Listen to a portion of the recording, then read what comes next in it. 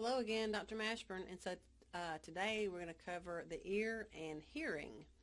And so the ear actually plays a role in two of our special senses. It plays a role in hearing and equilibrium. Okay? So when we use the word equilibrium, we're talking about balance. So if someone has balance problems, maybe they have an inner ear problem, and so we'll explain what that means in a separate video. So you have different types of receptors. There are receptors that are specific for hearing and balance, and they respond to separate types of stimuli. Okay? So different things cause these different receptors to fire and generate action potentials and send impulses to the brain. And they're activated independently. Okay, so hearing and equilibrium don't have to happen at the same time. You can be dizzy without hearing any sounds whatsoever. Okay, and you can hear just fine and be in total equilibrium. So you don't have to have these two being stimulated at the same time, if that makes sense. Okay, so you have three parts of the ear. You have the external ear, which is called the outer ear. It's involved in hearing. You have the middle ear, called the tympanic cavity, hearing. You have the inner ear, which is for both hearing and equilibrium. So you'll have an anatomy video, but just briefly, the outer ear, this external ear, this is what you can see. Okay, so if you look at someone's ear, that's what you're seeing. And it includes the auricle, the helix, and the lobule, and the external acoustic meatus. So that's just the canal that goes into your head from the outside. Once you get to the tympanic membrane, you've heard it as the eardrum, like a timpani drum, so the eardrum, the tympanic membrane, everything on this side is considered the middle ear, and that includes the ossicles and this tube here called the pharyngotympanic or auditory tube. You've also heard it called the eustachian tube, so those are all three the same thing. Once you're actually inside the skull, inside the bone of the temporal bone, you're in the inner ear, and that includes these structures, which I'm going to point out to you in just a second. So let's do some more detail about the middle ear. So here's your tympanic membrane, and then your ossicles, and they get that word because they oscillate, they vibrate. When sound causes the tympanic membrane to vibrate, it causes these bones to vibrate, they oscillate. So this is the malleus, or hammer, this is the incus, and this is the stapes, or the stirrup. Okay, so on the test, malleus, incus, and stapes are the words I want you to use. Okay, and this is your pharyngotympanic tube here. That connects your middle ear to your pharynx. And so if you were to close your mouth and close your nose and blow, your ears will pop. And so this tube allows you to equalize the pressure inside your middle ear. That's what it's for. Once you enter or go past you're inside the skull, this would be your inner ear. And this includes the vestibule and the semicircular canals and the cochlea. Okay? Now, for hearing, the tympanic membrane is for hearing, the ossicles are for hearing, okay? The cochlea is for hearing. The semicircular canals are for equilibrium. The vestibule is mostly equilibrium. There is a small portion for hearing. The beginning of the cochlea is in the vestibule, so there's a little part of the vestibule that's involved in hearing, but most of the vestibule is in charge or involved in equilibrium. Once again, when you think about the inner ear, this is where those semicircular canals are, and the vestibule and the cochlea. And these all are chambers that are filled with some kind of fluid, either perilymph or endolymph. And I'll explain that as we move forward as well. All right, I'm just doing the anatomy now. I'll do the physiology in just a second. So a little bit more detail on the inner ear. These large tubes are called the semicircular canals. This area here is called the vestibule. This is called the cochlea. Okay. The blue, let's see if we can talk, let's see. This blue, this little purple thing, sorry, this little purple spiral thing here, that's the spiral organ of Corti. Okay. you have the oval window. The stapes joins the vestibule at the oval window.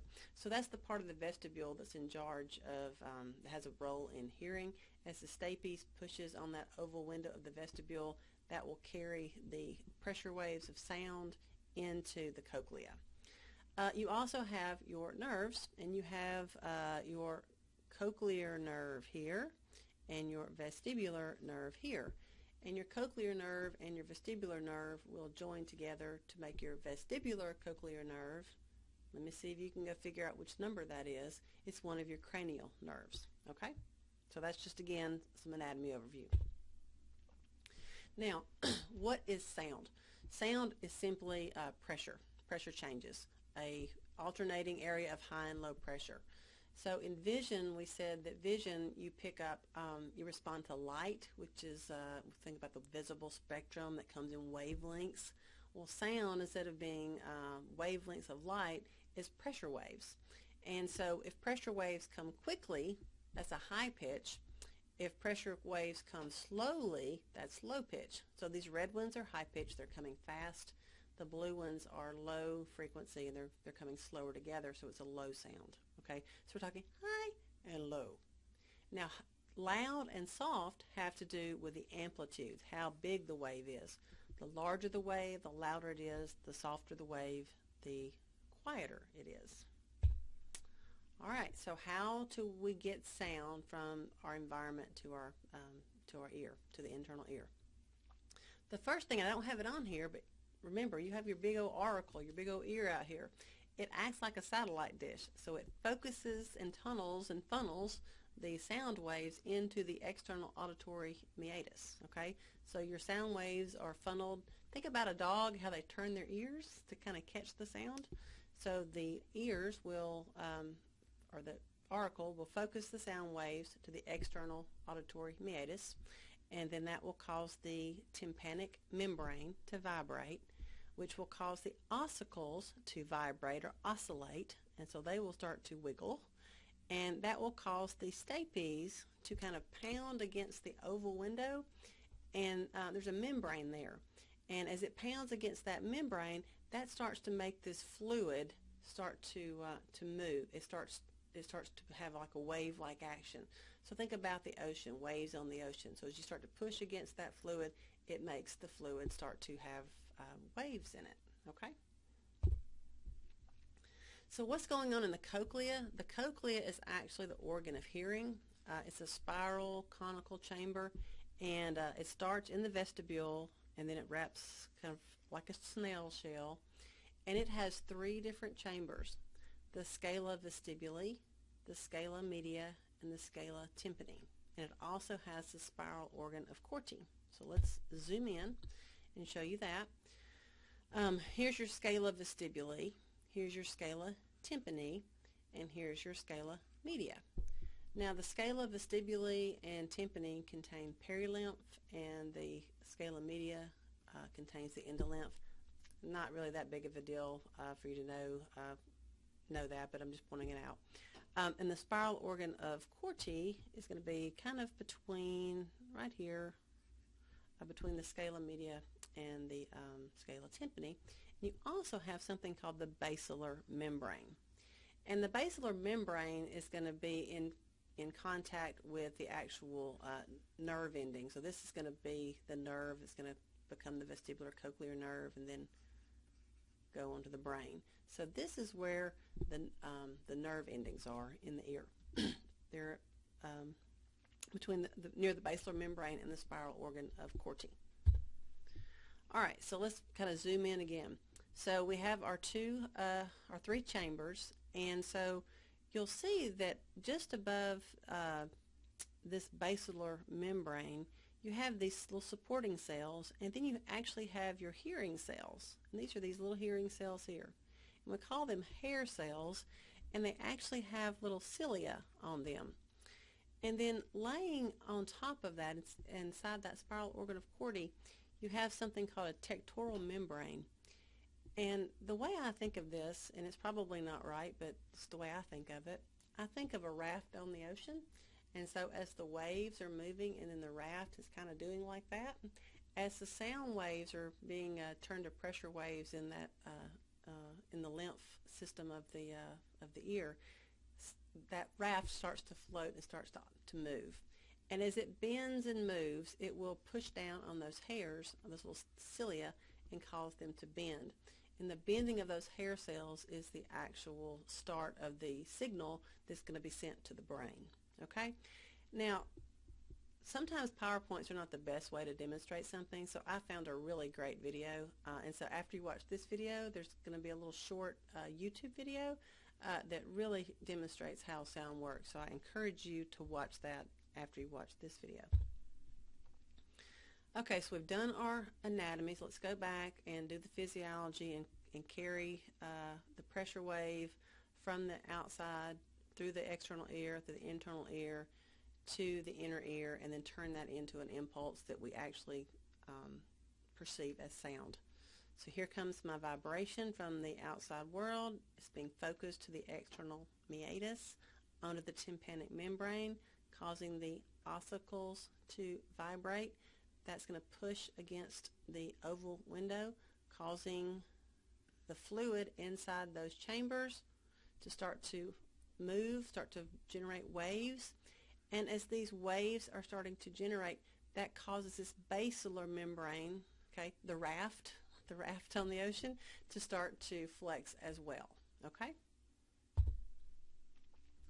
All right, so remember, you have those little cochlear hair cells, all right? And the little hairs on them are called stereocilia, okay? They're called stereocilia. And they're in contact with that tectoral membrane. So remember, when that membrane hits the hairs and causes them to bend, that's going to be our signal. All right, so here come the vibrations causing that basilar membrane to move. These stereocilia are going to be pushed against that membrane, and they're going to bend. And when they bend, that opens up ion channels. Okay, it mechanically opens up ion channels, which causes a small potential and a release of a neurotransmitter, okay, glutamate. At that point, your nerve fibers are going to then transmit that impulse to the brain. All right, again, when you watch that 3D video, it's really going to be helpful because it's hard to do that on a PowerPoint. All right, so for those of you who kind of like steps, step 1, sound waves reach the tympanic membrane. Step 2, the ossicles vibrate, amplifying the sound and pushing against the round window, or the oval window. The round window is right here, and you'll understand its role when you watch that little video.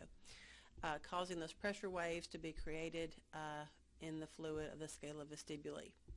Now, if it's a really high frequency or a really, really low frequency, if it's a frequency that we don't recognize and it's beyond our hearing, then nothing really happens, okay? So those sounds basically just kind of travel through the system and don't excite the hair cells. But if it's in our range of hearing, then that basilar membrane is going to start to deflect, to start to move, and it's going to bend those hair cells, and we're going to get a signal, okay? So we have a range of hearing. So think about dog hearing. They can hear pitches that we can't hear. So there's sounds that are really, really high and really, really low that are outside of our range of hearing. So our cochlea and basilar membrane and spiral organ of Corti, they only work in a defined range of sound. All right, so we always talk about pathways. So once we've bent those hair cells and generated that impulse, and now the impulse has to go somewhere, it's going to leave the spiral organ of Corti and join into the cochlear nerve, which will then join into the vestibular cochlear nerve, and then travel to the medulla, where it will then travel up the spinal, or from the medulla up to the midbrain, and then out through the thalamus. Remember, the thalamus is your sorting center, and then out to your auditory cortex, which is going to be your temporal lobe. And so this is where it's going to be processed, and this is where you will have recognition and perception of the actual sound. So all the mechanical stuff is happening in here. The perception is going to happen in your brain. All right, so that auditory processing, each hair cell corresponds to a different sound, okay? And again, when you watch that video, that will really make sense. So specific hair cells are interpreted as specific pitches. I like the way that video is done. It almost looks like your ear is a piano keyboard, and as you hit certain keys, you hear certain sounds. So again, make sure you watch that video. Loudness is going to be detected by an increase in number of action potentials, okay? So the larger the hair cells, the larger they're deflected, then the larger the action potential, and that's going to be perceived as loud. Now, we can actually localize sound, so if someone snaps their fingers or you hear something fall, you'll turn your head. We localize that sound because our brain can calculate the intensity and the timing of when the sound reaches both ears. So you guys are saying, oh, I'm not good at math, I can't do physics. Well, guess what? Your brain does it every day. So if someone has snapped their fingers and you've turned your head to the right direction, then that was your brain making those mathematical and physics calculations of letting you know how to localize a sound, which is pretty cool that you can do that without even thinking about it. All right, that's all I'm going to talk about hearing. So my next video will be on the ear and equilibrium. Thank you very much, and watch that hearing video. It's really cool. Thank you.